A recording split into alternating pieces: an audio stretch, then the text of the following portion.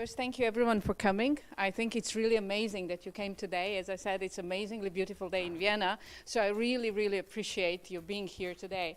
I'm going to be as fast as possible because you want to go out, and I can understand that. So I start like, what is an ICO? I mean, you all know what's coin, what's token. Everyone's talking about the ICO or ITO, which means like initial coin or initial token offering. I would say that initial coin or token offering is like a means of how funds are raised for the new blockchain, mostly blockchain ventures, but it will not be only for blockchain very soon. And it was inspired by IPO or initial public offering. Everyone asks me very often, well, what's the major difference? You know, apart from the fact that IPOs are usually done when the company is much more mature, the major really difference is that in the IPO, the investor technically buys the ownership of the operating company, while basically operating company is delegated how to do the products and services, etc. While in the ICO, the ownership is of the certain percentage of functional utilities or proprietary money supply, meaning the investors do not invest in the company, they invest directly in product and services. That is the major difference. And it is really, in the world of finance, breakthrough. It has been done before. I will not lie to you. I mean, you could basically buy and sell brands and products, etc. But the way how it is done now, it's available to everyone. This is democratization, which basically brought a possibility to every single person on the planet to invest directly in product and services they trust into. Most common types of funding, which we are looking at, is the traditional VC funding. You've been there, alphabet funding, seed, series A, B, C, etc. Hybrid funding, which is kind of a new thing, which means the company that already raised seed or series A going for ICO, and then of course the pure ICO funding. The advantages, pluses and minuses are there for every option. However, I will focus on hybrid financing, hybrid funding, because this is pretty new thing, and it is a trend of 2018. This is the moment when you basically can get smart money plus crowdfunding. In VC, you had a very slow growth. You had to listen to what VC tells you. Lots of startups were burned with it. In ICO, pure ICO, you basically get a lot of money, but you don't get a lot of support. So hybrid model is doing this so-called combination of smart money and crowdfunding. So hence the rise of hybrid funding models. 2018, we have seen the rise of non-fungible tokens. We can talk later in Q&A session if you want to know what it is. The difference between fungible and non-fungible is very clear. In fungible, like ERTZ20, everyone is identical. In non-fungible tokens, they're very unique, everyone. So we finally came to the moment in history when we can transfer the real-world assets in a token, because every non-fungible token is unique. So that's the reason why it's exploding. The increase of private sales. I even heard the number that in 2018, approximately 84% of funds were raised through private sales. I'll tell you another number. In 2017, through 435 projects, $5.6 billion were raised. In only first quarter of 2018, in 118 projects, including Telegram, $6.3 billion were raised. So only in first quarter, we are ahead of 2017, which was like a year where everything exploded. And I can tell you a few more data. This is like approximately 2 million people are now participating in ICO scene. 81% of ICOs raised successfully. Funding, and as I say, in 2018, approximately 84% of raised 6.3 billion comes through private sale, which includes institutional investors, and that's why we believe the growth happened, and also non-institutional investors, which are already in spades, which we call them like whales. I would say that another big thing is rise of security token. That's what we all expect. It's happening. It's still not traded, but it is coming. Gibraltar stock exchange opened Gibraltar exchange for security tokens. I just met them in London. It is happening. It's not the only one, but we are seeing this is the moment where the real world exchanges will merge with the cryptocurrency world. Tokenization of the business model. This is the thing that Srdjan was talking about, particularly coffee model. This is typical example of the tokenized economy or tokenized business model. We will be seeing more and more of that. Also the increasing attention of the regulators. I will leave that to our gentlemen from the legal side. I have had the advantage of listening to them already, so I know you're going to gather lots of good information. I would say balkanization of regulation already started, and of course we've seen lots of bans. So I will now just quickly run through step-by-step guide. The only token that matters is the one being actually used. Keep that all the time in mind. Just don't do it because you can. And that is what lots of people are doing out there. I've chosen this photo because it's not straight road ahead. Every ICO is different. It's not an easy story. If you fail to prepare, prepare to fail. I've worked with lots of them. I'm working with more of them. I usually take 3 ICOs at the same time.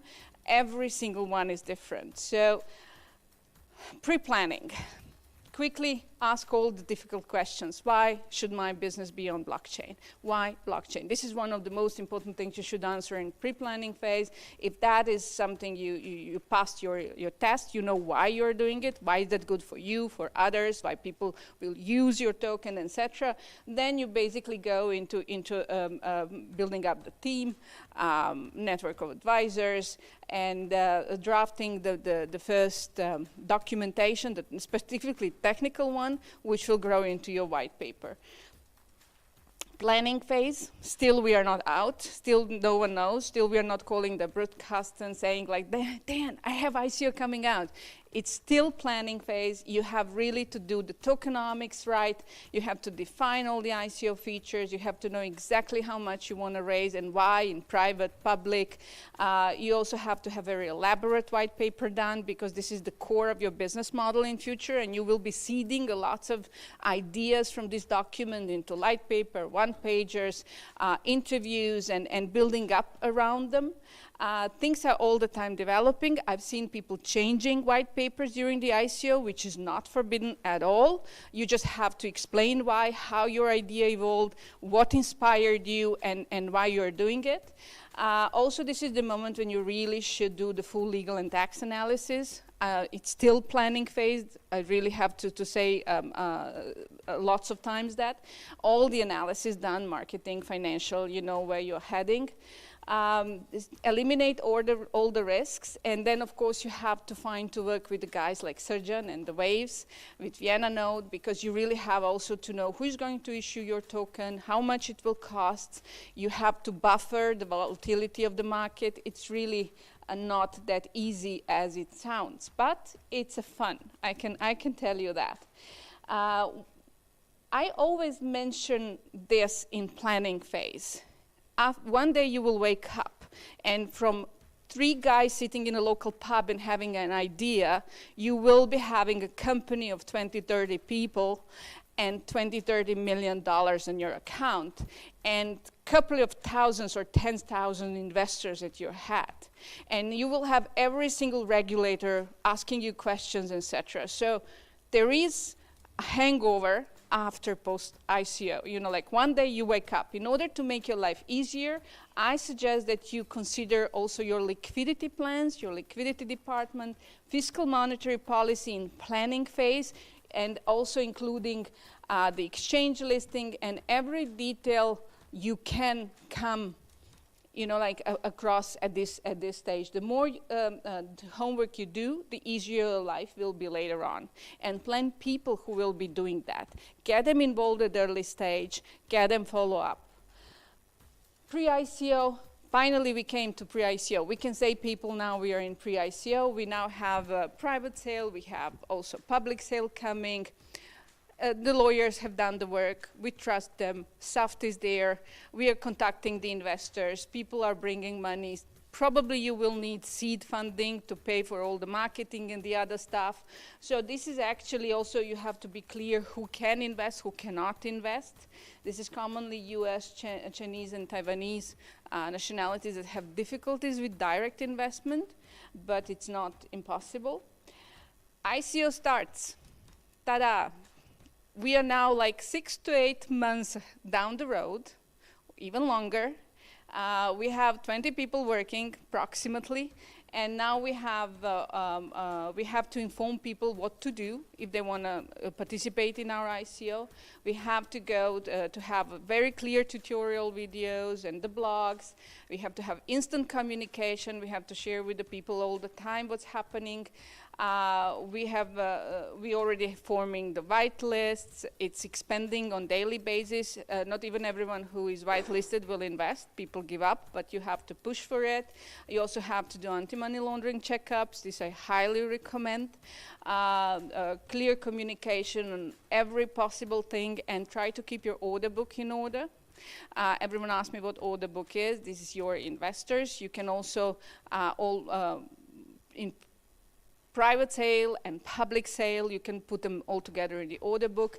At one point, you might be asked by some regulator in future about it, and you should be prepared.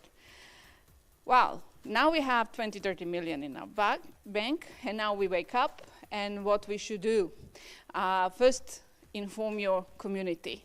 Keep your community, keep your investors as close to you as possible. Inform them about every single step you do. You should do audit report, you should release it to them, you should basically have end of sale report, you should release it to your investors, you should finalize the order book, and you should definitely communicate where are the tokens, and also what exchange you are looking at, if you're already looking at it. If not, you can clearly communicate when you will be looking. The clearer communication is, the better your life will be, because you can be pump and dumped like in a second, and then your company is dead. The only thing that will keep you alive is that you're doing your job properly and that you're communicating well with your investors. So they trusted you, you should trust them. I've seen lots of lack of transparency in this phase, and that is actually damaging. Running the project. Ta-da! So now we have to really have applying all the measures and everything we talked about. We have to float our token. We have to save them from being dumped. We have now to really maybe further invest some of our funding. Monetary fiscal measures. Product has to be developed if it is not done yet. And you have to inform people about every single stage. Good citizenship company management. I mean, it's business as usual, and it's very big business. It's not startup as usual, it's a real big tech company. And the sooner you know that when you start the ICO, the better for the management. That's it. I promised I will be fast. So if you have any questions,